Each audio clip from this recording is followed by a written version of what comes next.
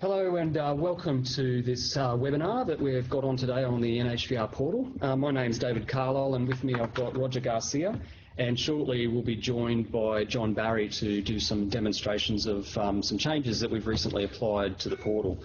We've got a quick agenda, I guess, in terms of what we're going to present to you today. This is, I guess, the first of our customer webinars. If you just press the arrow, maybe.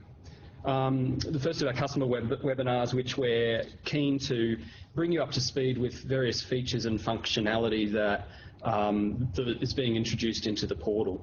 So what we're looking to do today is focus mostly on the routing aspect of the product. We've had a number of inquiries from people about how the GIS functionality will operate, and some challenges that people are having. And I guess today we've invited Roger along to talk to some of the access policies and cover off some of those issues that have set the scene, and I guess the functionality that sits inside the portal is driven a lot by those policies. So we're very keen to sort of get a bit of insight before we actually do some demonstration work. But we're very excited. We're getting close to the end of, I guess, our development work for the portal. It's been a period of time of us getting ready to release the functionality to road managers, but we've had the portal in place for probably about 12 months now. Hey, Rog? That's right. So I think 25,000 permits have been lodged. We've seen lots of people using it, high percentage. Yeah. It's like 95 to 98%. 98%. So we're getting some high volume applications come through, and we're hoping that the people on this teleconference and those watching subsequent have been able to use it, and certainly will have questions for us. So during the broadcast, there's the ability to ask questions. We have hopefully some chance at the end to respond to a couple, but we'll take those questions offline and look to respond to them later. But please use the space that's provided on the right-hand side. Make sure that you've given us your details of who's actually asking this question so we can get back to you. We might just go into, I guess, the way that we'll set this out today. So we've got myself. I look after the Access Connect program, which was establishing the NHVR portal, which you guys are all using. We've got Roger, who's the manager of Access, so they look after the permit management process end to end, and they work with road managers to get the responses back in the permit processing timeframes. And we'll also have John Barry, who'll come in a moment and do the technical demo. And so these slides and the material that's provided here will be also uploaded to our help centre on the portal, so you'll be able to get access to this material at a later point to reference it and watch it back. Just so you know, we've been doing a lot of engagement with road managers. It's been a key focus for us. And I guess we've been also starting to engage with industry more and more as changes are coming. You'd be aware that since about February we've made some improvements and enhancements to the portal. In March period we also released some table functionality. Each of those enhancements is getting ready for the full portal release for our staff as well as road managers, but it's really important that those same features are available to customers as well. So hopefully you found those useful, but certainly our support side is all about trying to help you understand how you can get the best value out of those features. Today we're going to focus on I guess, the routing process. So we've done a number of webinars up until now with road managers, and we're looking now to bring everyone up to speed with some changes that happened recently in the GIS space is what we call it, but the routing ability in the portal. So today will be the focus, but we've got a program of webinars that we're looking to do over the next period of time to bring you on the journey of what's happening in the portal and hopefully get you across the changes before they occur so that you're, I guess, fully informed. So keep an eye out for subsequent invitations to these webinars. So we're going to focus a little bit with Roger on, I guess, the operational policies of Access, just to try and touch base on some of the changes that have been occurring in the portal, but also what that means for customers. And I guess the material that we refer to, a lot of that's available on the website that we have at the NHVR. Yes, so if you go to, as you can see on your screen, there's some different areas that you can go to find these policies. Yep. So everything we have and come back to you with in emails, it is supported by a policy. We don't just make things up willy-nilly. We spend a lot of time working with industry, with jurisdictions to get these right. Yeah. But there is a lot of change coming, and you'll see that coming up when we talk about the single route and area of operation applications. So I guess the point of today is really focusing on the routing, but I guess to bring people across why we've made some changes to functionality in the portal, we're looking to get roads and routes codified, which is the process of getting them documented from end to end. We previously accepted a lot of lists of roads. We've then had to take that on and document that before we send it out to road managers, which causes delay. It also means that we might not know where you start and finish. So we've put a lot of effort into the enhancements in the GIS to make that a lot easier for you as a customer to prepare and lodge your application. But we have had some feedback about the functionality, and we're keen to cover that off today. But in terms of the single area or single route component, what does that mean for a customer? So that's the standard A to B sort of plot. For a lot of the OSA movements are done with a single route. So that's, as you can see on your screen, it's a single course between 2 points, and a combination cannot operate under notice as it doesn't fit on a network, basically. So you've got your OSIM vehicles, you're going from point A to point B, and away you go.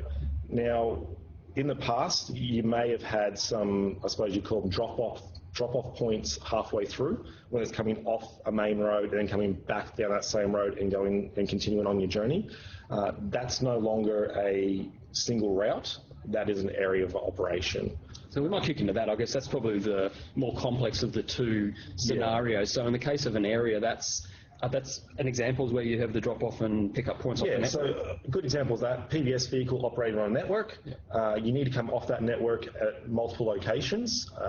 That's when you can do your discontinuous roads, or you can, which connect to the network, obviously, and you can drop off on those points anywhere you like. Yeah, so the next slide we've got actually explains that in a little bit more detail. So there's two examples that's on that screen. One is, I guess, roads that are all connected, and then there's a section in there as well which are individual roads within a local government boundary, because I guess that's the constraint that the NHVR's got in the policy, that area permits are really about within a local government boundary as well. So if you have multiple, say, farms, for instance, in one area, you don't need to do an application for every single one of those drop-off points to a farm. You can actually do it with the area of operation, and you put in from the network off to those little farms, and away you go. Now, if the confusion comes up when, for a PBS vehicle, if you're a Tier 3, for instance, a Tier 3 vehicle requires individual routes. So there is no area, there is no network, it is a point-to-point, and then you can have multiple point-to-points on one permit. Excellent. All right. So look, hopefully that covers off a little bit of the policy. There's more material that's available on the website that describes it, an information sheet, I believe? Yes, information sheet is available on multiple locations on the website. It's also in our help centre as well. Just finally, before we let you go, we'd be keen to talk briefly about the 28-day time frame. So you hear a lot in industry people talking about 28 days. What does that mean from the NHVR's perspective, and what do we do in terms of responding to So with the 28 days, it's when we receive an application, the 28 days doesn't start until we send it out to the road manager. Once the road manager receives it with all the correct information, the 28-day count starts. If for any reason it comes back to us and we have to go back to the applicant, that time with the road manager actually stops. So they have 28 clear days to assess it. We encourage them to get it back to us a lot quicker than that. We also, at 3 days, we give them a phone call to make sure they've received the application. At 7 days, we send them an email to say, hey, you've had it for 7 days, how are you going with it? 14 days, if we haven't received anything back, they receive another email. And then at 28 days, they get another email and a follow-up phone call. So we proactively try to get the consents back as quick as we can, because the quicker we get them back, the quicker you guys get your permits and you're on the road. And I guess one other thing we do at the NHVR is we have people that are targeting councils and working closely with them to understand how we can help, particularly ones that are struggling with timeframes and responses. Our engagement and partnerships team, led by John Gilbert, they get out and they talk to councils and have conversations about how we can assist in that process as well, don't they? Yes. So that's a really important part. The other part, I guess, just quickly, expedited renewals. Now, I've heard about timeframes for responding to a renewal. If you're looking to get your renewal in, when is the best time to do that? So for the expedited renewal, under the legislation, it says that in 14 days, if we haven't heard anything back from the road manager, we can issue a new permit. Now, we need clear 14 days with the road manager. So if you send it to us on the 14th day or the 15th day, that means you'll effectively be without a permit for a day. So we need, if we can, a couple of days prior to make sure all the information is still correct, all the information on the permit is still current, as in some of the roads haven't been updated on the network, so we can remove those ones. But then what we do, we send it on to the road manager. If we don't hear anything back, bang, on the 14th day, you get your permit. So irrespective of road manager's response at that point, we'll issue the permit. If they come back after that, we'll look to amend it, I guess. Yeah, for instance, if there's a bridge that comes up that says, oh, it's no good anymore because it could have deteriorated over time, we will just sort of amend that after the fact. So after you've issued your permit, we'll send you out a notice saying, hey, look, we need to remove this road from your permit, and away you go. Excellent. So renewals are really important. It is a good point that Roger's bringing up. If you do have permits that are coming up to its expiry, making sure that you lodge those renewals early, at least 2 weeks, to assist us in the process of getting those through the system. We do have a lot of renewal requests. Yes. I think in the next few months we've got up to 2,000 of those coming up. So we already know the numbers and the volumes, and to help us out, but also to get your permits back quick, we're looking for you to provide those renewals early. Look, thank you very much, Roger. I hope that's been useful for everybody online. We do, as I say, have the material available on our website, and there'll be some also in our help centre, which is embedded in the portal. But I might pause now and move on to the next part. But we'll see Roger next time we do another webinar in the next couple of weeks. So thanks, Roger. Excellent. I guess I'm bringing in John now. We've got the actual more detailed discussion to go ahead around the actual use of the portal and some of the questions we've had from you're seeing me in big. We have some questions from people about how to use the GIS functionality or the routing part of the solution. It's important, I guess, that we've made some changes getting ready for the final road manager component of the product, that we have you across the GIS bit. We've had a lot of inquiries, I guess, from people about some changes that have occurred, and today we wanted to bring you up to speed with what those were. So our focus in this next period, John, will be about the route planner and the functionality that's in that, but we'll also touch on 2 pieces of functionality that are coming up for you that we'll cover off at the end, and it was part of our email we sent out about just changes to the way we number permits, but also the permit library, which will be probably a pretty cool feature for you, but we need to probably warm you up to what that means for you. So John, routing, it's changed. It has, and we've been spending quite a bit of time over the last couple of months working through how to make the route planner an efficient tool for digitising routes. Our ultimate goal is to move to a solution where we're able to realise a world of digital permits, and this is one of the key steps to achieving that. Absolutely, and the idea of having roads that have been requested, the road that you'd like, what that helps the NHVR do is also provide that information to the road manager straight away. So your request immediately goes to the road manager. We've identified it through the data you give us, but that history is also there as well. So we'll be able to assist road managers, I should say, in getting decisions out hopefully quicker because they've seen this type of application before on that road. So that information is really important. That's why we want it to also be codified. But John, do you want to talk through the changes that people are experiencing? Yeah, so picking up on the key areas that Roger was talking about, the single route and the point-to-point, the area of operation. I also wanted to have a quick discussion on network and how to put in applications for that. The example that we'll use today is a PBS vehicle application. With PBS, that can cover all of those 3 different types of routes. So it is a good one to use, and it's becoming a much more higher application area for us with the innovation in vehicles across the country. So this is the permit application screen. I'm going to jump straight into the route section, and this represents what we are aiming to release tomorrow. Okay. So not a very great deal of change, but some key areas that I'll touch on through the demonstration, where you'll find some more performance efficiencies and how we can actually get the routes defined, particularly in the area of operation. So you're talking about a release tomorrow. So I guess just for people to bring you up to speed, I guess over time I mentioned we've been releasing functionality since about February that's changed the way the portal operates and looks.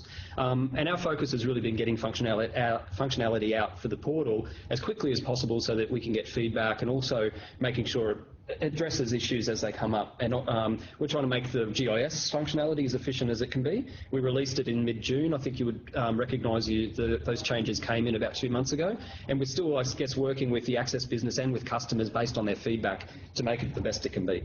So the first really quick thing I wanted to show you is that normally when you jump into the portal, you'll have your menu bar open like this. There's a toggle the menu button right at the top. Now that's really important for the routing side. You want to get as much space as you can, and by toggling that button, you'll open up the view a bit more. That'll be saved into your profile, so next time you log in, it'll be by default collapsed, and you can of course toggle it back on if you need to. So the first example is a PBS network tier 1 application. So probably an initial application for getting this vehicle on the road.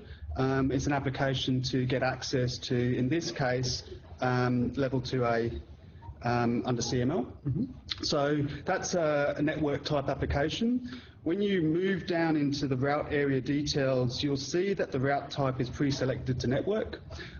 In this particular case, all we need to do is simply select the states where we want to apply for access. So network type applications are very, very simple. We do have network that's available to permit schemes, and it's a very similar process now. You'll have the availability of the network option. Click on that, select the state you want to operate in, away you go. Okay, excellent. All right, so getting a bit more complicated, we're going to go to a tier 3 application. So this is, these are for your really big sort of heavy moves, and this is a point-to-point application. So this is what we call a single route. In this particular example, I am going to move to the layers just to show you that when you enter any of the different types of vehicles, you'll get a predefined list of layers. In this case, I've got the PBS level 1 switched on. I'm just going to toggle that off for the meantime and switch back to our plan. And we'll get into the layers in a lot more detail when we look at area of operations. So the single route, I'm going to do an example in Sydney. Now, you'll notice there that I've just zoomed in without clicking on anything. Ooh. There's a little bit of magic. There is a bit of magic. It's all to do with the way you use your mouse. So you can use sliders, wheels on mouse that will just pan in and out of the screen. And that was some feedback we got from people where it was difficult. You had to use the plus and the minus. We've done a little tweak to that. It's small but important. That's right. So you still have the buttons here. For those that prefer to use keyboards a bit more, there are shortcut keys that'll be available through our help site, and we'll go through those. They're very standard to GIS, but of course you need to know about them to use them. Yeah, this is always the trick. And just quickly, while John keeps going, send your questions in. We've still got questions coming through, and I appreciate those that have asked. We'll look to answer some of those, whether it be in the session or offline, but definitely please keep those coming as we keep going. Okay, so to enter addresses, I can type them in. I find it a lot easier to use the map as a guide. We have a little button on the side here which is called our Waypoint marker button. So if you click on that, it'll turn blue, and then the cursor of the mouse will have little crosshairs on it.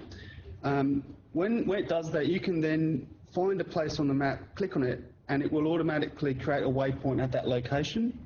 You can then click on it again to create another waypoint, which I've done in a very small location.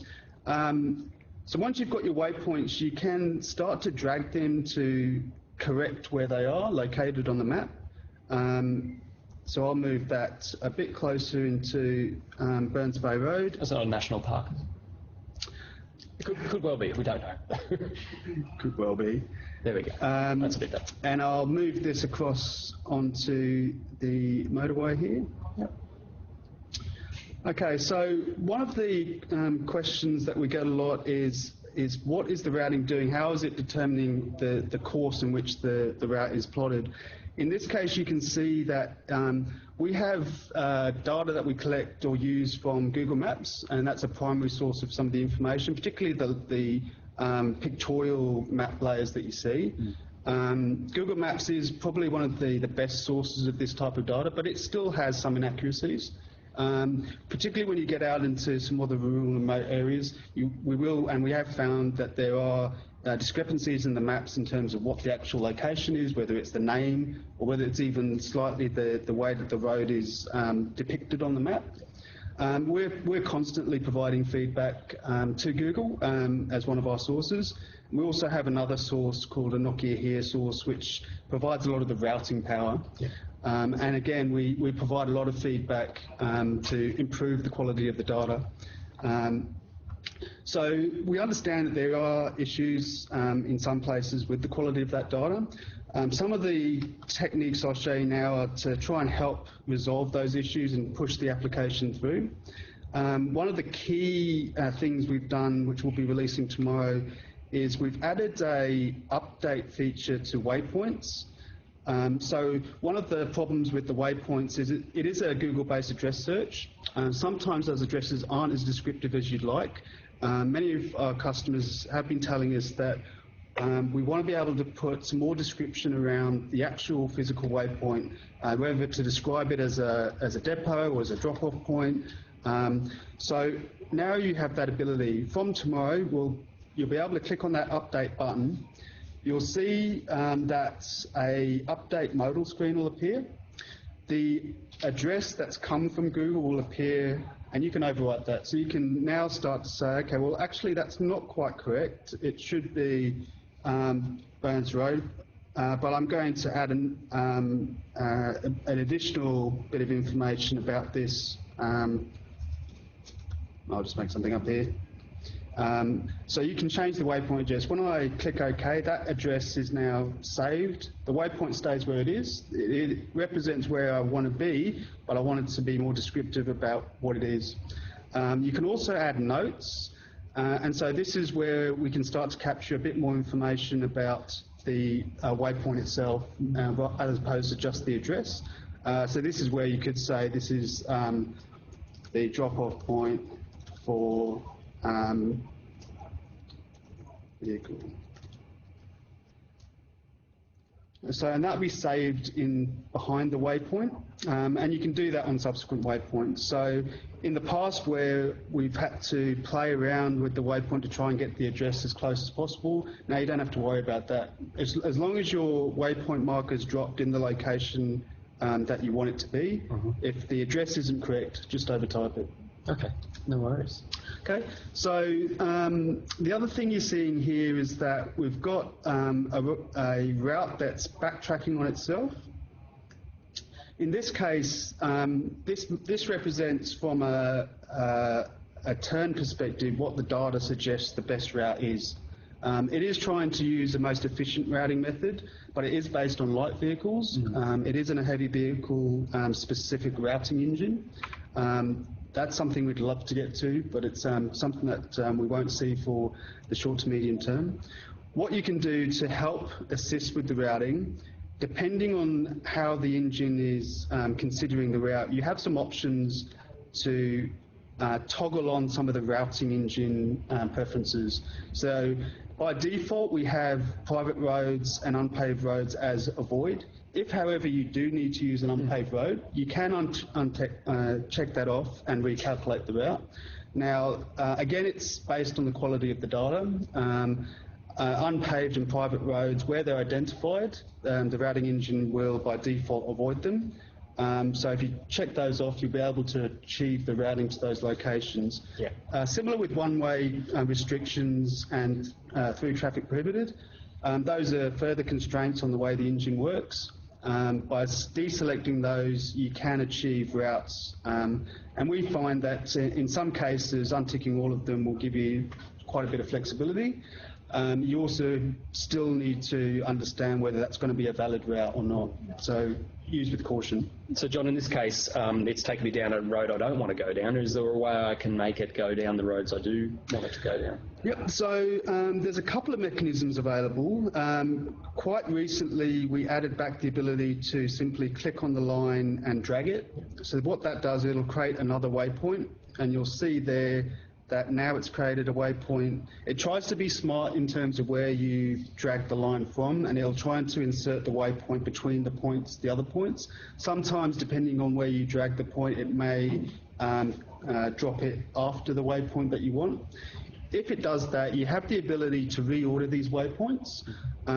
If you hover over the icon, it'll come up with a drag to reorder. You can then click and drag that waypoint up, and that will reorder the sequence in which the routing engine is trying to work. You can also, of course, simply drag the waypoints to change their location. I see there's some different colours on the actual route itself. Yep. The colours represent road ownership. So under the Roads tab, this is something that's changed a couple of times in the last 6 to 8 weeks.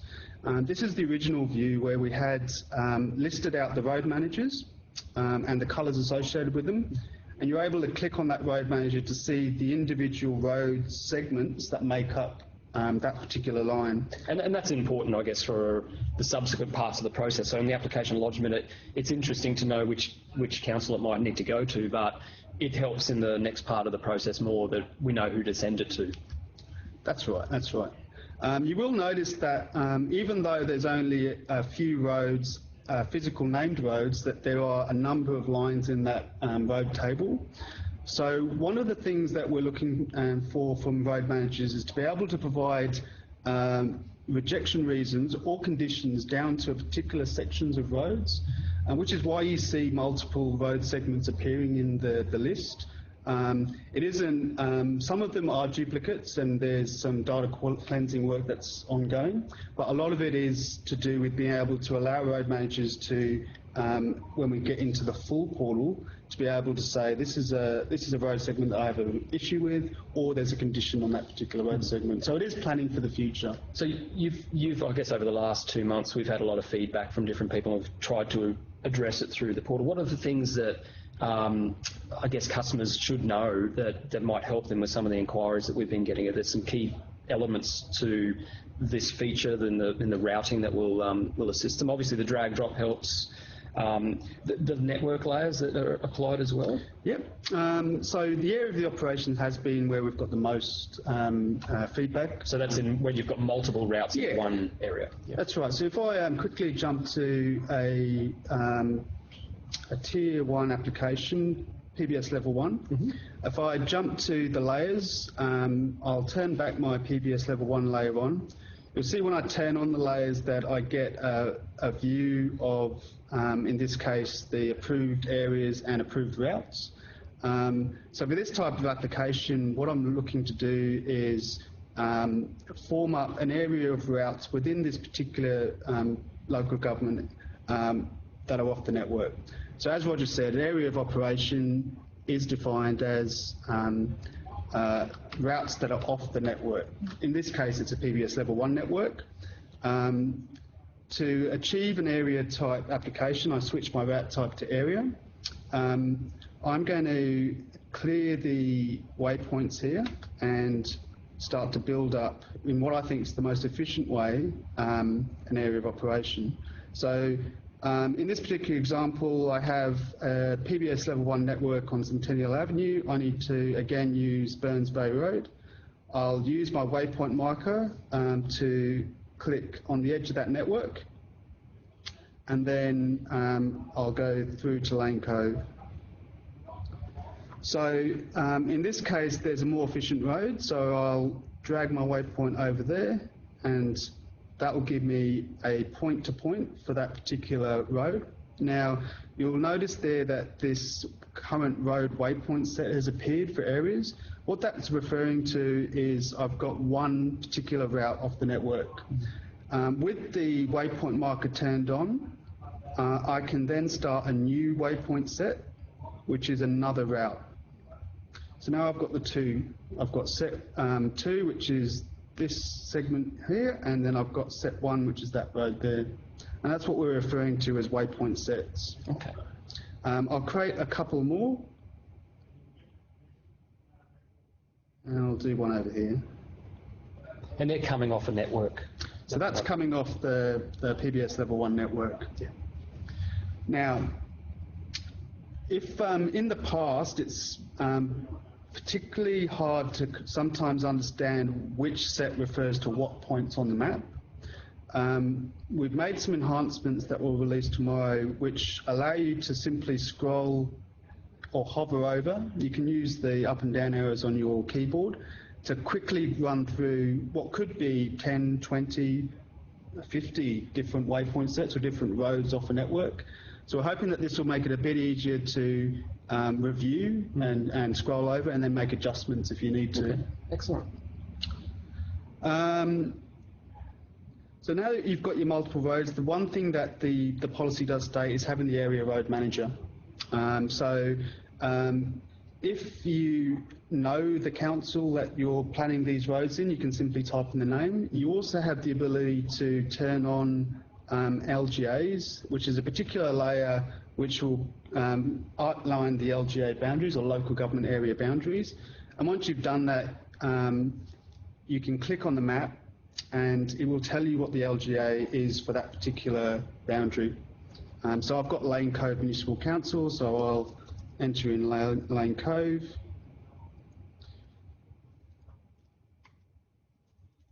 Or New South Wales. So it's a new one we've got in the test data here. So once I've got that area road manager in, then my application for the area is complete. So I've identified who it is within that area, and you'll notice there that as soon as I do that, the roads go from black to a certain colour, which is the colour of that road manager. The black means that the roads are excluded because they don't belong to the area road manager that you've identified.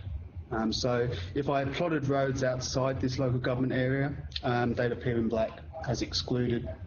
Okay, excellent. Any other little tips and tricks? I mean, as we said, we're having a release shortly. You made some notes to roads, and obviously that's going to help where maybe the descriptions aren't quite right.